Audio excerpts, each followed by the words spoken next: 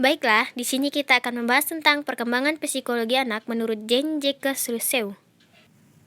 Dan ini adalah biodata singkatnya. Nama lengkapnya adalah Jean-Jacques Rousseau yang dilahirkan di Jenewa, Swiss pada tanggal 28 Juni 1712.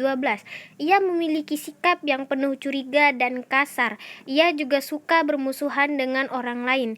Selama 20 tahun sisa hidupnya dia umumnya menjadi orang yang penuh benci dan kecewa, serta dirundung kemurungan tak bahagia. Dia meninggal dunia pada tahun 1778 di Hermonville, Prancis.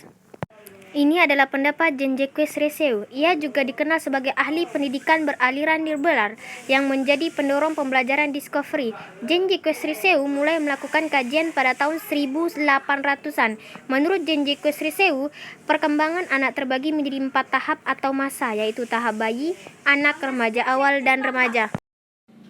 Yang pertama yaitu masa bayi atau infansi yang dimulai pada usia 0 sampai 2 tahun. Menurut Jean-Jacques Rousseau, usia antara 0 sampai 2 tahun adalah masa perkembangan fisik. Kecepatan pertumbuhan fisik lebih dominan dibandingkan perkembangan aspek lain, sehingga anak disebut sebagai bintang yang sehat.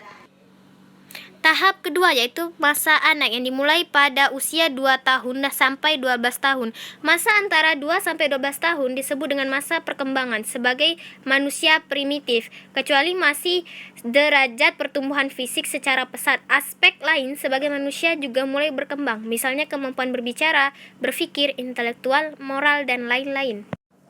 Tahap ketiga yaitu masa remaja awal yang dimulai pada usia 12 sampai 15 tahun.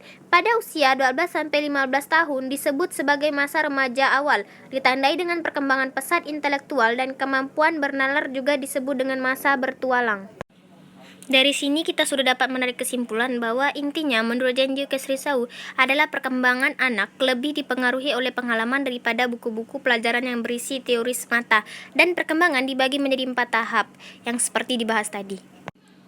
Video ini dibuat oleh Reza Nazapalevi, jurusan PGSD semester 2 di Universitas Nahdlatul Ulama Kalimantan Barat.